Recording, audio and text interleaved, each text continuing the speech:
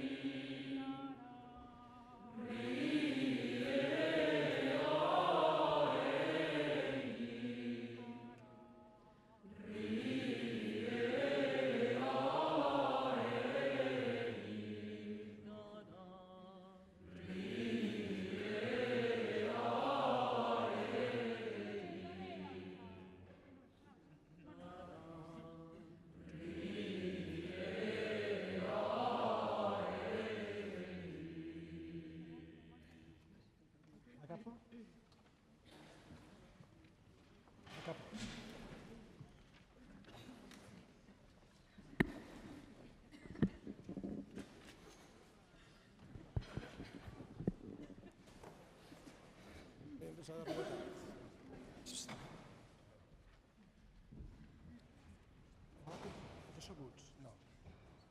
Asseguts. Així, no veus, La capo.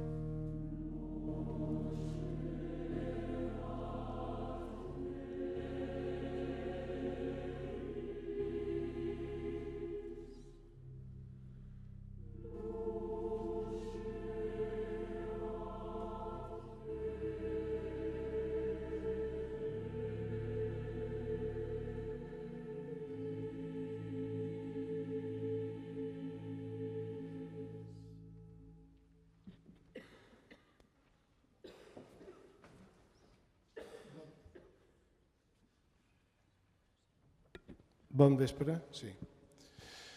Bon vespre. Gràcies a Capítol de la Seu per aquesta convidada a la Coral Universitat de les Illes Balears a fer aquest assaig obert. Com la seva paraula indica, és un assaig. No serà un concert, sinó que és un assaig sobre un tema que és la mort i la música i la mort a través de la història de la música i avui concretat, sintetitzat, amb un rèquiem que és el de Gabriel Fauré, que és un assaig obert. La Coral Universitària, que enguany celebrem 40 anys, hem fet en distintes ocasions aquesta experiència de fer assajos oberts abans d'un concert o esdeveniment important, una obra grossa amb orquestra, o inclús abans d'una gira que haguessin de fer per l'estranger per mostrar un poc quina és la dinàmica de la nostra coral, que en general és la dinàmica de totes les corals, com se treballa un repertori, etc. No és un concert, repetesc, és un assaig que som la coral, l'organista en Tomeu Mut, organista de la Seu, i després haurà una intervenció solista d'Irene Gila i 5 nins de la nostra coral infantil de 11-15 per anar il·lustrant els passos de rèquiem. Bé, què és un rèquiem? En primer lloc, un rèquiem. Tal vegada la història de la música té en la música vocal o la música coral el seu precedent o el més antigó en quant a forma musical. També diria que la música religiosa al llarg de la història ha estat un dels fonaments, un dels pilars i una de les fonts d'inspiració de molts de músics. Dins la música religiosa podem sentir motets, podem sentir seqüències, salms, responsoris, misses, oratoris, passions, etc. La missa, tal vegada, missa que té un proprium i un ordinarium de la missa, parts fixes, parts que no són fixes sinó que són puntuals, que són la missa Kyrie, Gloria, Credo, Sanctus i Agnus Dei, En el Requiem també és una missa, però és una missa de difunts, una missa de rite funerari. El Requiem també té unes parts fixes, té Kyrie, fixo, té Santus, fixo, té Agnus Dei, no té Gloria ni Credo, i té altres parts variables com són Sintroid, que ara hem sentit. Dit això, ja entro un poc en l'obra d'avui, que és de Gabriel Fauré. Gabriel Fauré és un compositor francès de final del segle XIX, compositor, pianista, organista, que especialment se va dedicar a les formes musicals petites, especialment dedicat a la veu, en el piano i música de cambra. Sens dubte, el seu Requiem de Gabriel Fauré és l'obra més popular i més interpretada tal vegada del seu opus dins tot el món. En sentit, aquest primer introit d'aquest Requiem i el que m'agradaria traslladar a tots vostès avui vespre és que un compositor no escriu a l'atzar les seves notes musicals o les seves indicacions. Com ara farem una prova, ara vostès han sentit aquest introit, que és Requiem aeternam dona eis Domine, que vol dir dona-lo Senyor a repòs etern. Aposta la missa de Requiem té l'incipit llatí per designar la missa funerària. I heu vist que el cor ha començat, després d'una teòricament trompeta, ha començat pianíssim. Jo ara vull que només sentin la diferència si el cor començés fortíssim, que és el que ara farem.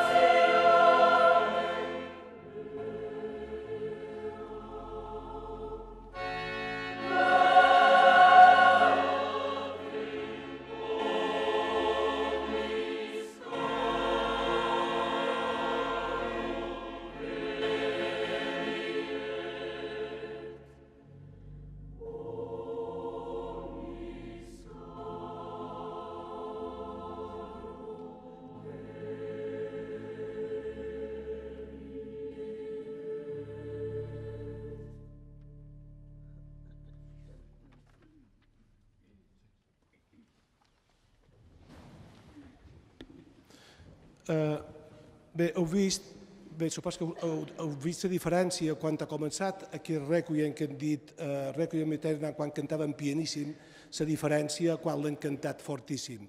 Per què va escriure Fauré pianíssim i no fortíssim? Evidentíssimament, si ho va escriure, va ser perquè el seu Requiem no volia expressar la por a la mort, sinó que era una aspiració a una felicitat superior, aquest intens melodisme, aquesta puresa, simples, etc. I també el que ell pretenia amb aquest Requiem era una feliç lliberació, aspiració a felicitat, i no una penosa experiència. Aquest Requiem, a més d'una ocasió, tal vegada avui vespre diré que pretén ser una cançó de bressol de la mort. I això m'agradaria que ho sentin, perquè ho vol ser per la seva estructura i per la seva simplesa. Si també vos heu fixat, quan han començat a cantar els tenors el tema de Requiem Aeternam, després els hi han contestat les dones com si fossin uns àngels en el text de deixet, etc. Després han dit exaudi, que vol dir escolta, Senyor, la nostra oració. Jo vull que el cor ha cantat exaudi fortíssim. Tot això és manera d'expressar, de viure, de sentir, disfrutar i gaudir de la música. Després d'aquest primer número, que és Introit i Kyrie, anem a sentir ara un breu fragment del segon moviment, que és el ofertori, i que ve a ser un tribut a la polifonia a capella, seguint la tradició de la música religiosa europea. En aquest ofertori, que és O Domine Iesu Christe, és la primera vegada que intervé un baríton solista, que avui vespre no el tenim entre nosaltres, i oblidarem aquest passatge del baríton solista. Però sí, aquest ofertori és per cor i per baríton solista. Anem a sentir ara l'ofertori O Iesu O Domine.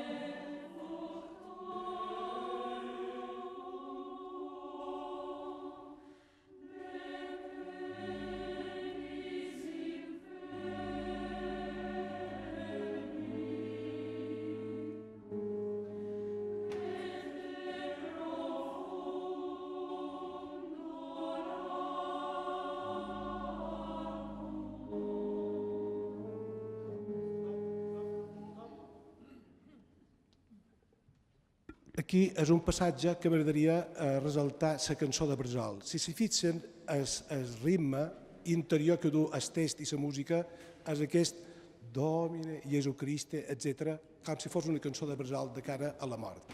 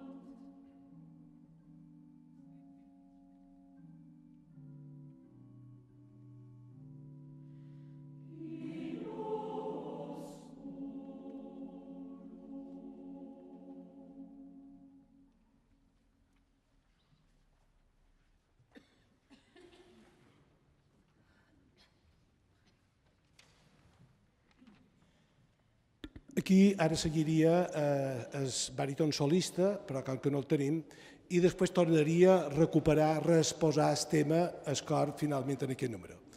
A continuació ara anem a seguir l'ordre, sentirem el Sanctus. El Sanctus m'agradaria que se fixassin en dues coses. Tot el temps el piano vol dir molt fluix, per dir Santus, Santus, Santus, però quan arribem a Sosanna és quan realment entren les trompetes i entra la música solemne, d'agraïment i festiva. Aquest Santus s'ha de tenir molt en compte també una altra cosa per el mateix Gabriel Fauré, que és una atmosfera de contemplació que hauria de tenir com si fos una visió del regne del cel. Aquesta idea que té en el Santus la reexposarà després Fauré en el final de Tot in sim paradisum amb uns arpegis vol dir notes darrere com si fossin una arpa de l'orgue que ho farà, i després surt un petit solo que teòricament seria per violí, que és un contracant per realçar un poc saltar-hi, segut com si fos de cap en el cel.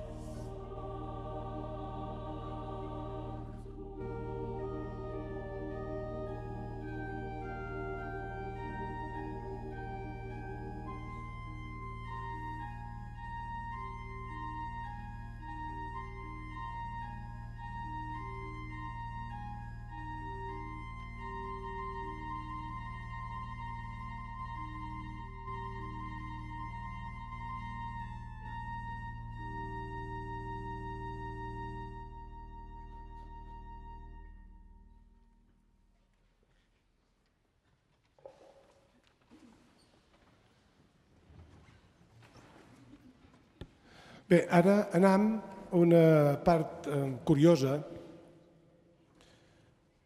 Gabriel Fauré, com a quart moviment, va escriure un Pie Jesu. Pie Jesu, pietós Jesús, dona un nos al descans etern, etc. I Gabriel Fauré ho va escriure per un nin. Aquesta peça l'havia de cantar un nin, concretament era Louis Aubert, que va ser després compositor, aquest nin, i generalment sempre a les sales de concert ho sol cantar una soprano. Nosaltres avui hem convidat 5 nins de la nostra coral infantil que, com que la seu és molt gran, i van dir un tot sol no mos bastarà, les seves veus s'ajuntaran. Però s'ajuntaran i farem la prova perquè vostès vegin el color que cercava Fauré. Quin color cercava musicalment Fauré? Cercava la ingenuïtat d'una veu infantil, transparent, i no una veu madura d'una soprano, com avui vespre farem no diferència, sinó l'oportunitat de distingir aquests dos colors, que realment és un color. Aquest Pie Jesu és dels passatges, dels trossos de rèquiem més guapos de tota la història de la música. Ja supos que molts de vostès ja l'hauran conegut o sentit. I ara el farem intercalat. Els nostres nins amb en Irene Gili, que també farà de soprano solista, acompanyat per l'orgue.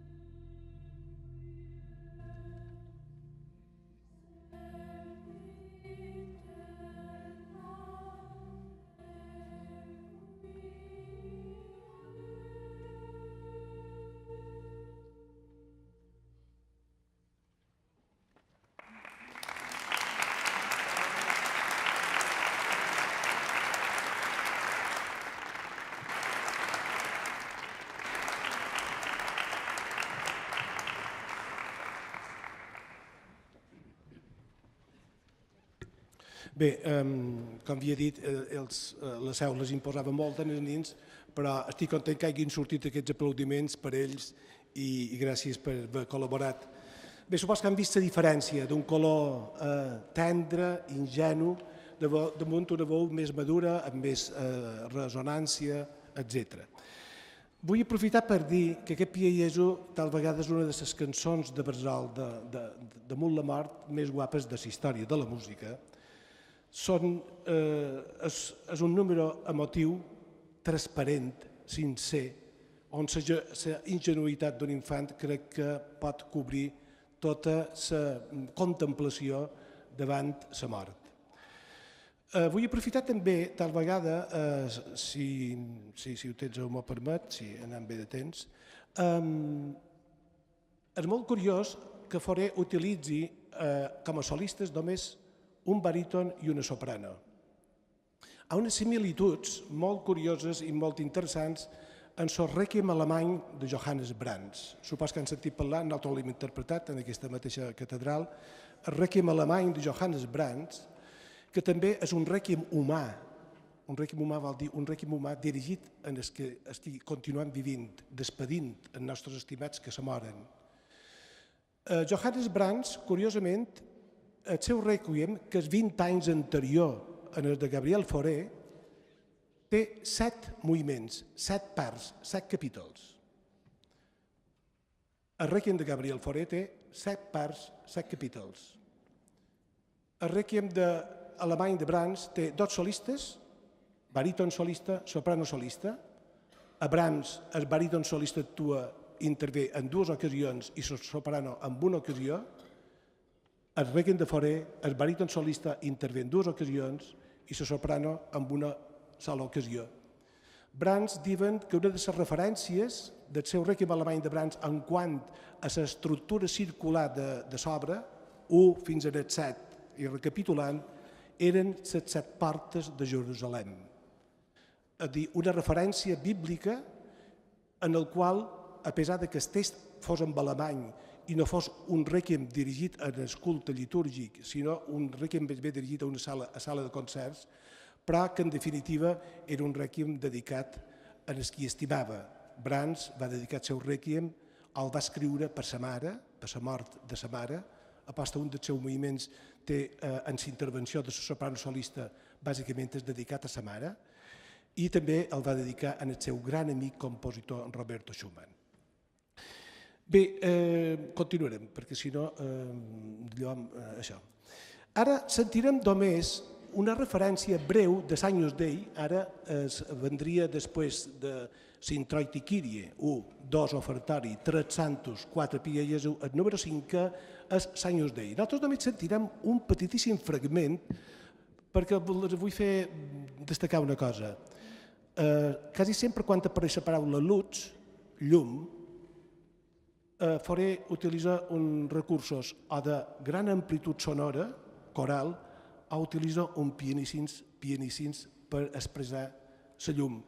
I en aquest moment vostès només sentiran luz eterna, com Fauré tracta amb una sutilesa dels mitjans de dinàmica, de piano, fluix, aquest tractament de la llum eterna que desitja per tots.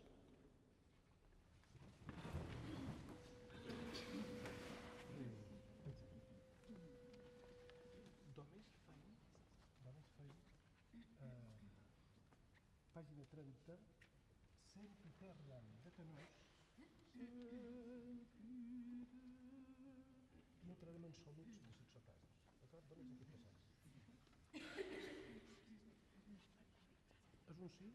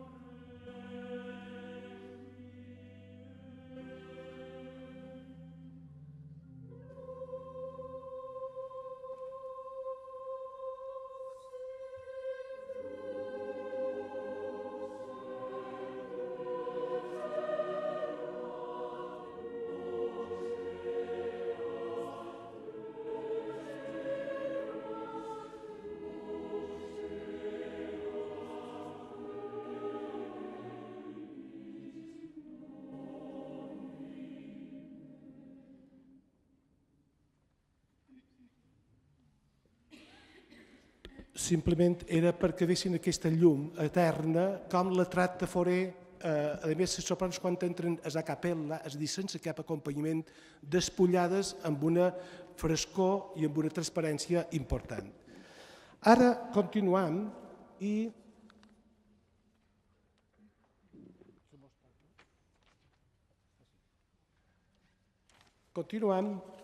i ara anirem ja directament en el Liberame Domine.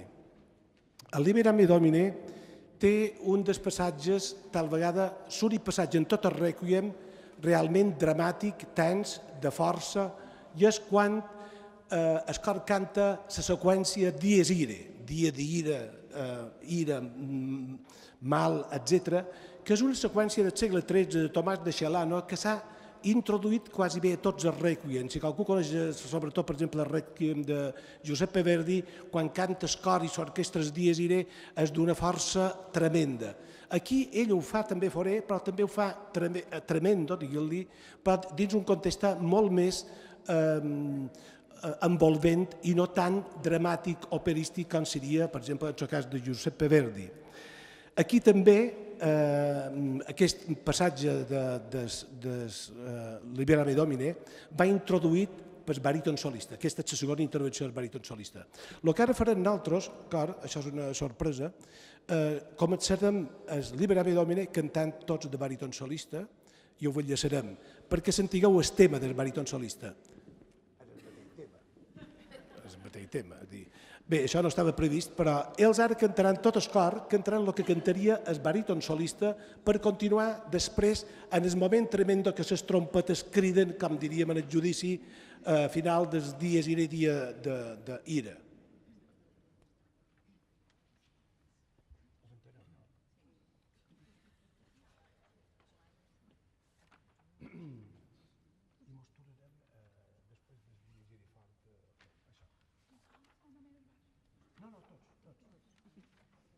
Tothom canta el tema, que és el mateix tema, que després se reprodueix. Tots.